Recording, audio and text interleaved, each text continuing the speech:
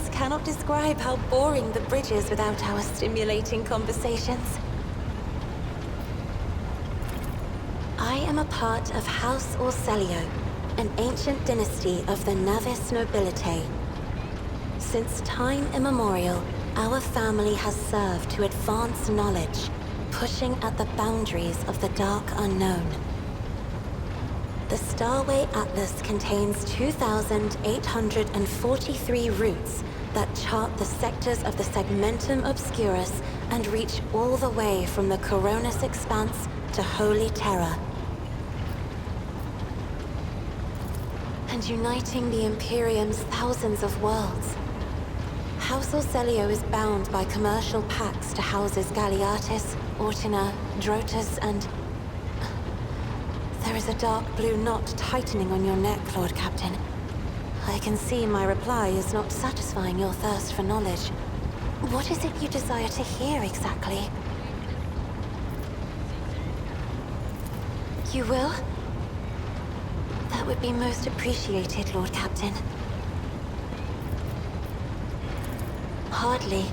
According to the chronicles of the house, I was born on one of the Orsellio worlds. Oh, what was it? Please forgive me, Lord Captain. My childhood memories are too vague. Sometimes I dream about the colorful birds that built their nests in the garden, or the servants dressed in purple livery, or the blue fog that rolled over the lowlands behind the palace. But everything is covered in a rosy haze. Perhaps it is my imagination, not my memory, that is painting these pictures. My stay on the station was wholly dedicated to preparing me for my future duty. Astromancy, astrography, numerology, the histories of my house and the Imperium, as well as other disciplines. For many years, dozens of instructors tirelessly prepared me for my destiny. And once a year, Great Regent Alronto would come to the station. He would entrust his beautiful vessel to my command, so that I could master the practical aspects of our art as well.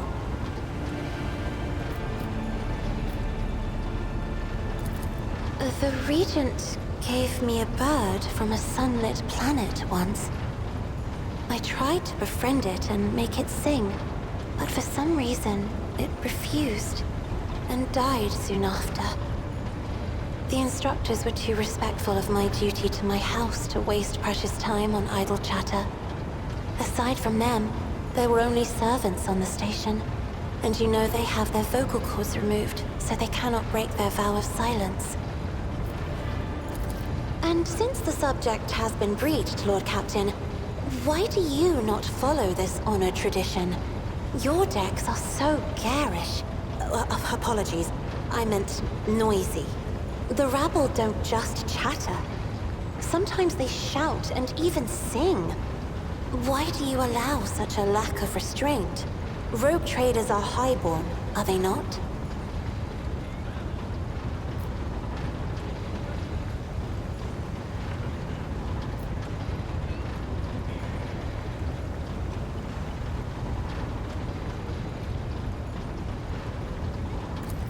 Please forgive me, Lord Captain. I was sure it was a sacred tradition made sacrosanct by the ancient vows of obedience. I expect more surprises will be waiting for me outside the walls of Urak 5. The Navigator's open eye is baneful to whoever the warp's ruinous shine falls upon, and therefore it is the symbol of our power. We are the guiding stars of humanity, found worthy of an uncommon gift, and one of the duties that we bear is to guard our eye, even from wayward glances that may bear evil. Besides, I am aware that lesser servants of the Imperium may find our appearance repulsive. The Navigator gene twists the features the rabble are used to seeing, and the magnificence of our role cannot be grasped by their feeble minds.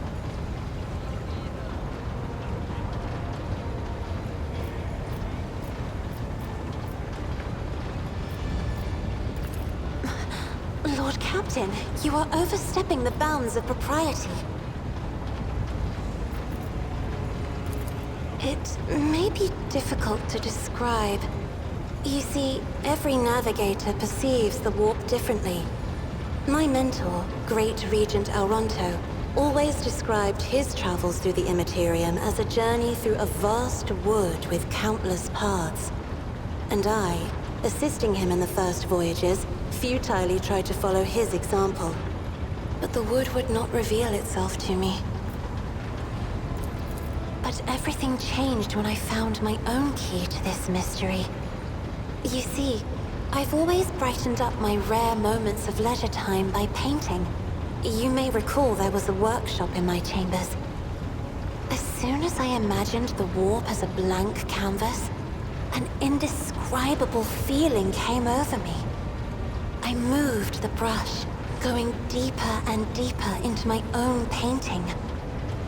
Visions were hidden within the vibrant colors of my palette, and something inside me knew which should be brought out and which should be left behind. I woke up several days later, after the voyage was safely complete.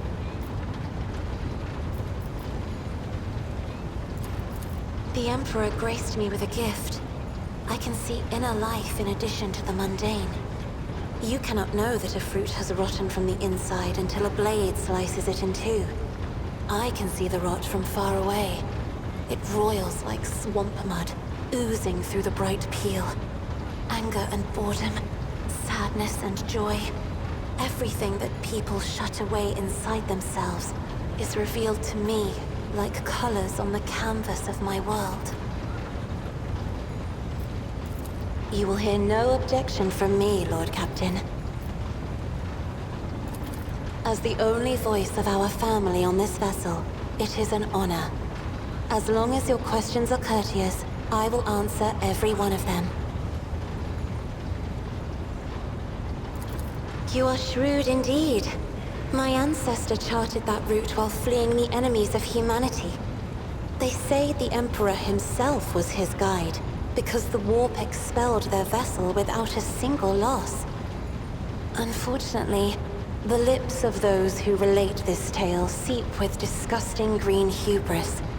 I think Cassia Orsellio was simply a skilled navigator. Oh, yes. The Navigators of the House came to the Coronis Expanse fairly recently, a mere 208 years ago. Before that, our ancestors expanded the borders of humankind's dominion for the glory of the Emperor, blazing trails to different corners of the galaxy. Just as a rogue trader stands at the head of a protectorate, a Novator heads a Navigator house. It is the Novator who decides where to look for alliances and which path their bloodline is destined to tread. As for our house, the transfer of power to a successor is currently underway. In the meantime, Great Regent Elronto Orsellio is ensuring the stability of the house. So, says Regent Elronto. Nothing is decided yet. Some people in the house become enshrouded in rolling gray clouds at the thought of me becoming the Novator. But even more are bound with dull leaden chains. They think I am not ready for such a burden. By all means. Sister Argenta shines like a guiding star, inspiring resolve in those around her, seemingly inexplicably. However, I see a dark and ugly fog billow behind her, contrasting sharply with her shining light. It burdens the Sister of Battle. It drags her down. Yet Argenta herself is hardly aware of it. Seneschal Viserion is among the few whose colors are a pleasure to look at. Whenever the Seneschal speaks, heavenly crystal clarity spreads around him. And whenever he is angered, dark blue clouds condense over him. And in his rare moments of joy, A pure gleam of sunset pink caresses the souls of those near him. Out of your entire retinue, Lord Captain, he is the only one I would trust with my life. The esteemed Magus Hanuman is shattered like a beautiful stained glass window into a mosaic of colors. His bright, beckoning hues are mixed together in complete disarray. I must confess, it perplexes me. Normally, scarlet and steel are all that fills the heart of a servant of the Omnissiah.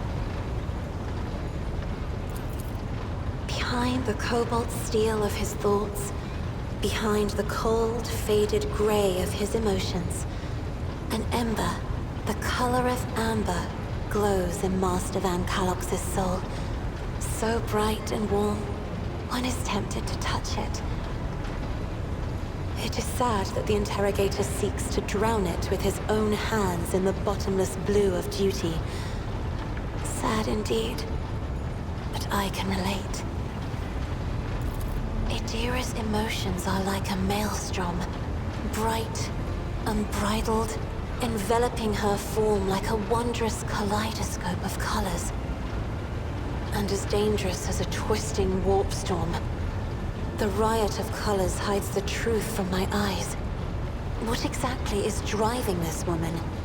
Is it her own will, or is it the Imperium, Lord Captain?